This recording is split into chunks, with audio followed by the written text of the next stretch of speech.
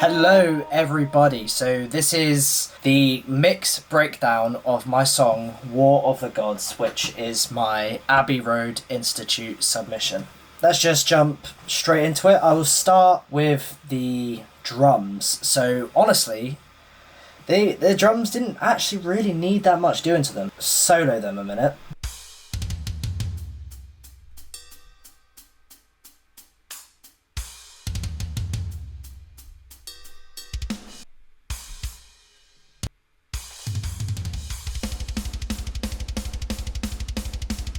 So I've used Josh Middleton, who is, if you don't know who Josh Middleton is, he's basically the guitarist and vocalist from Silosis, and he also used to be in the band Architects. He's quite well known within the metal community. He basically has this drum plugin called Ultimate Heavy Drums, which is just bloody amazing, to be honest. This is the drum plugin. You basically just program it with MIDI, or you can get loops or grooves or whatever. Just straight out the box, it just sounds amazing. I think literally all I've done here is just EQ'd some tiny little boost here for not really much of a reason, to be honest, and haven't touched the drums whatsoever, which is crazy really, because some people spend a lot of time EQing drums, but yeah, literally cut a bit of the low end out here. I probably should have done that on the snare and the toms as well, but yeah, literally haven't touched them. I just used the Josh's plugin, as I said, Ultimate Heavy Drums.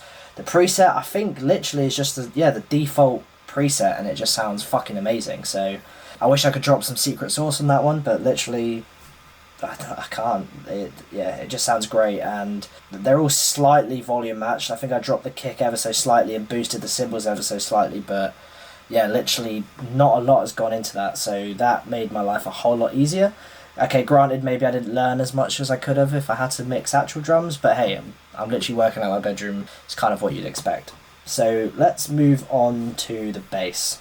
So I've basically got 3 different instances of Eurobass by Submission Audio? Yeah, Submission Audio. All 3 tracks are the exact same notes, they're literally the same MIDI regions, but one is the DI, and then the other's clean, and the other is distorted. So basically blending the 3 of them together. So this is the DI bass, which is just the direct signal.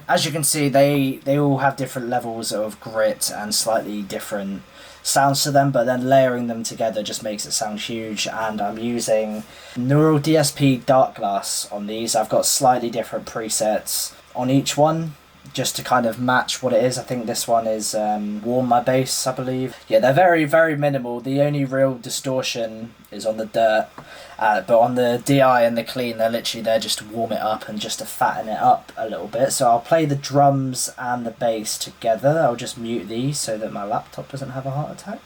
So yeah, these are the drums and the bass together.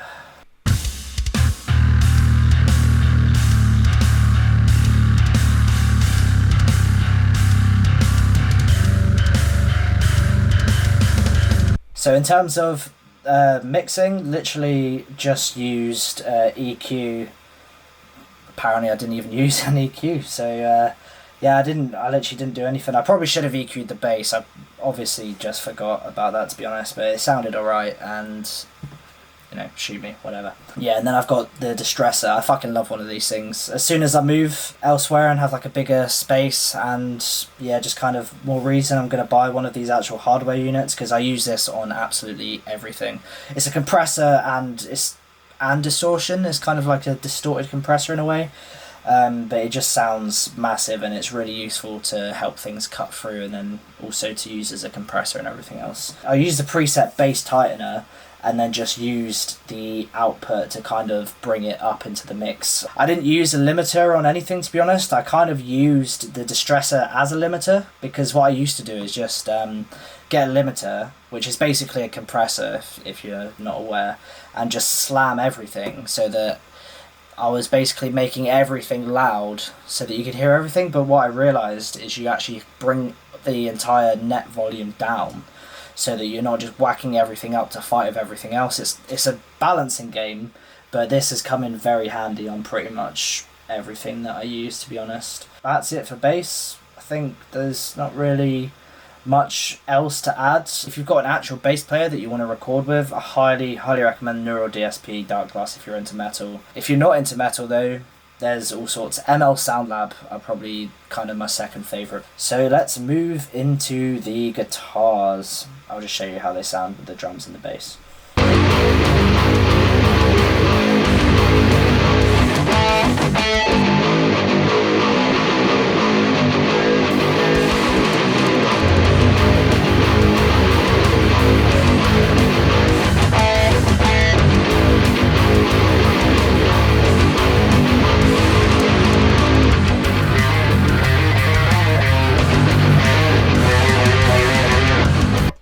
So the guitars, as I mentioned in the last video, the Marshall JVM on the OD1 channel in the crunch setting, and the Orange Dual Dark, I believe, channel A. They were basically profiled onto my quad cortex, and then I recorded them in via the quad cortex via USB. I didn't do it via my interface because if I use the quad cortex as an interface, I could then capture the DI tracks, which is basically, these DI is basically the signal that comes out of the guitar before it hits the amp. So if you wanted to reamp it, which basically means re-record the exact same guitar takes but with a different amp, different sound, different speaker, different pedals, then you can do that. And it just means, yeah, if you don't like the guitar tone, you're not completely trapped with the tone that you've got recorded. You've got a lot more flexibility, and that's just quite a common thing. And of course I quad tracked them, which means you take 4 separate takes and just layer them together, and it just makes the guitar sound a lot bigger in the mix. So the actual mixing process, so I recorded these guitar tracks without a cabinet on them. You'll notice if I turn this off, which is the cabinet IR loader, if I turn this off, oh my god, they are gonna sound fucking horrendous.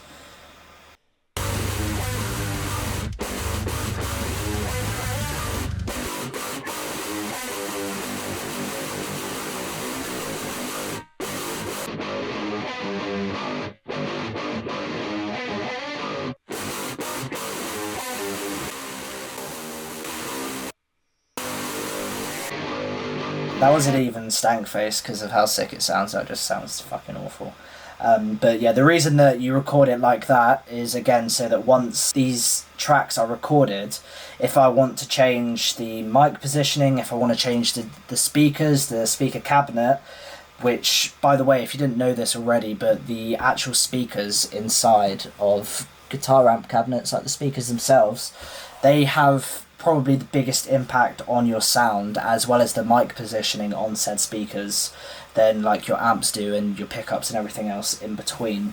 So I've got all of these kind of IRs, which are sort of, they're called impulse responses, and they're virtual cabinets, basically, cabinet emulation, speaker emulations, and these are from ML Sound Lab that I mentioned previously, and they are the speakers that I've got in my Zilla cabinet there, which is a Eminence DV77 and a Hesu Demon, basically. And I've just kind of figured out the best cabinets that I kind of wanted, or the best speakers rather, the best presets, the best blends, mic positioning, all of that sort of stuff. And yeah, but if you are going to add a IR loader and do it this way, make sure that you route it as stereo. It's in mono, so it means that half of your tracks won't play, basically, and it's not great. It took me fucking ages to figure that out. I'll show you. So basically, if this is set to mono, you can hear that the left guitar tracks aren't playing.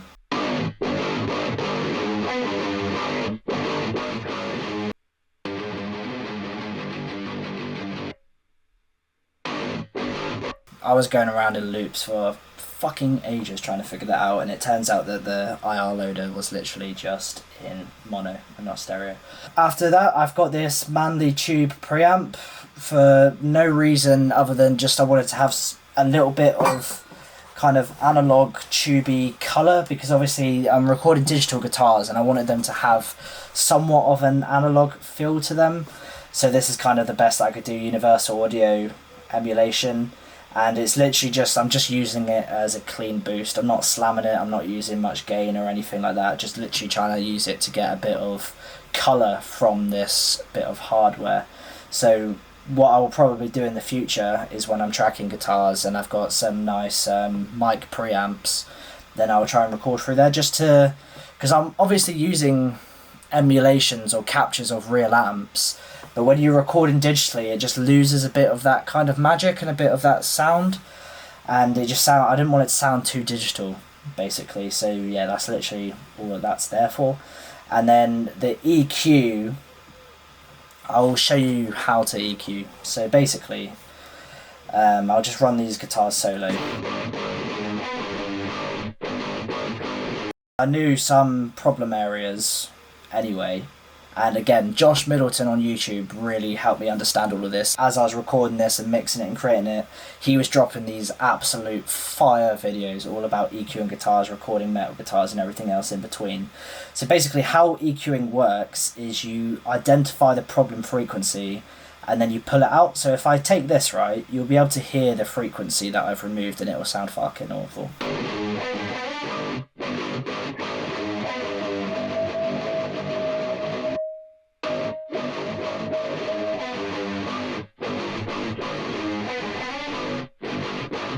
And then essentially EQ, a lot of it you're just cutting shit out and then making up in certain areas, like this boost here, because I've cut a lot of it out, I've boosted it again. So if I wanted to find a frequency that I can't quite pinpoint what it is and I want to cut it out, this is how I would do it. I can't speak and run the audio at the same time because it spazzes out, so yeah.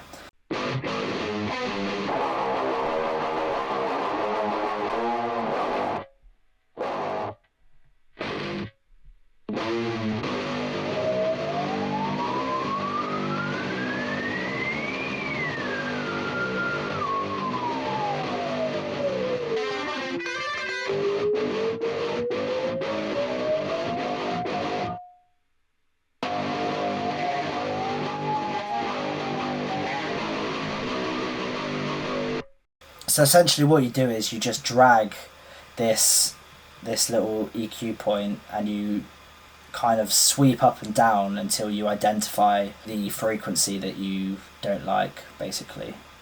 I did not mean to do that. I've completely just destroyed my preset there, so fuck. I hope it was worth it. But yeah, I hope you get the gist on that. And then I've come into Soothe, which is a EQing tool. It just makes things sound a tiny bit better. I just literally slammed on a preset.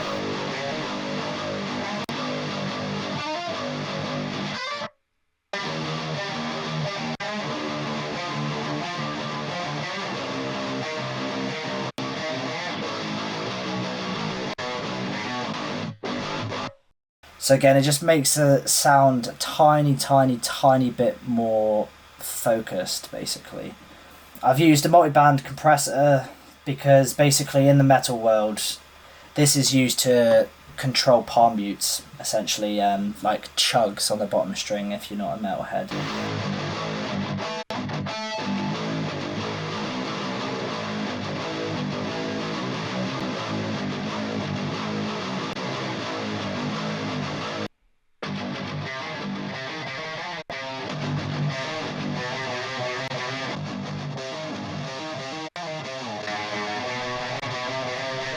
They probably weren't the best examples, but if you look up Andy Sneap multi-band compressor technique, this is kind of just universally known across metal music production. And I didn't really do that many palm mutes or that many chugs, so you can't really hear it like that. But it just controls it, so it just sounds a bit tighter, basically. Then I've used this EQ literally just to take some problem areas and just tighten it up a little bit, so I'll just show you what that sounds like.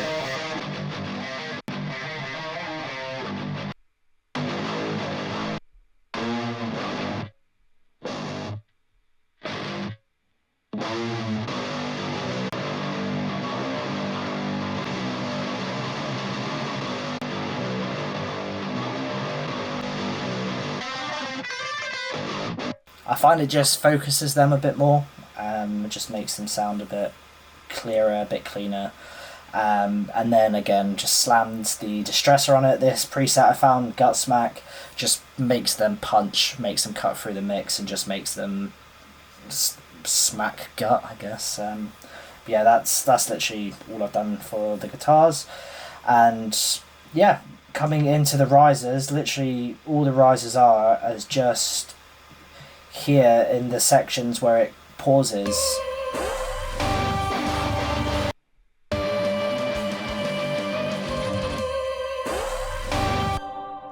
The swoosh, that's literally all I've done.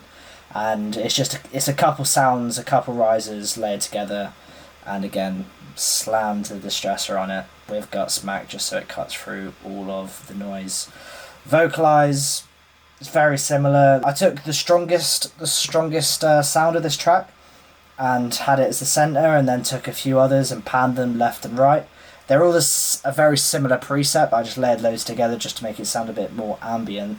And I've just whacked a direct mixer on it just to give it a bit more width without making it a complete stereo signal. EQ'd, cut out a tiny frequency here, literally nothing crazy. And then also whacked on the distressor. This is the clean pumping. It just means that it just pushes through without breaking up, without compressing too much. It's just a boosted clean signal just so it cuts through all of the noise. As you can see, I got rid of most of the lead synth, and again, I literally haven't really done much to this. This has just got it set to mono, the gain in Logic, and then the EQ, again, I've done fuck all, I've just cut out the low end. So this is the lead synth.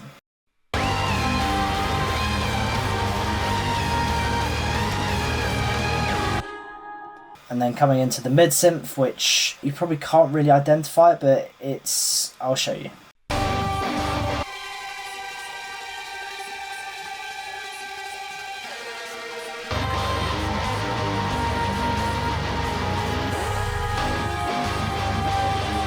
Again, not really that prominent throughout the song, it's more just to be like a little accent, a little backing effect, just to add some pizzazz into the transitions.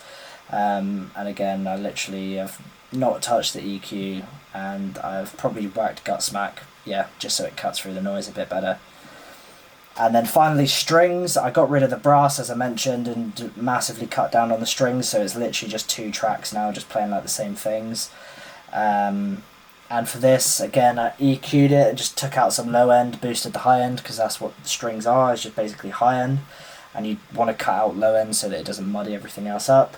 Again, chucked Gutsmack on it, as you can see, I love that preset, it just makes everything cut through a lot more. And yeah, just set the directional mix just so that they're mixed a little bit wider. So that's nearly it. I've used a bus compressor, the SSL. This is seen on pretty much every kind of song you've ever heard, is this SSL bus compressor. It literally just makes everything kind of sound leveled correctly, so I'll let you have a little listen.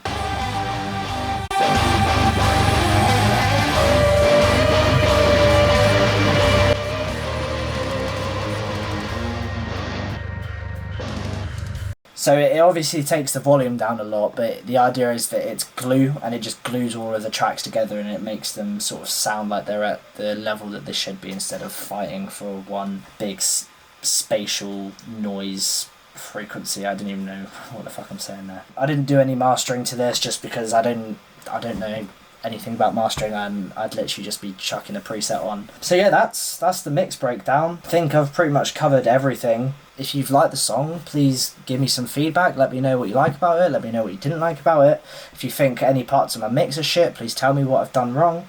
But I guess that's why I'm going potentially to Abbey Road, if they let me in, to kind of develop that. And I hope, what I really look forward to is looking back on the song now and where it's at now, and then in like a year's time, and seeing how much better of a producer I am. This has been the mix breakdown. If you're still here, thank you, because I've been recording for like 20 minutes and waffling for all that time. But yeah, I'll see you in the next video, where I will be giving a review of how I think the song went, and kind of moving forward what's going on. So yeah, I'll see you in the next video. Goodbye.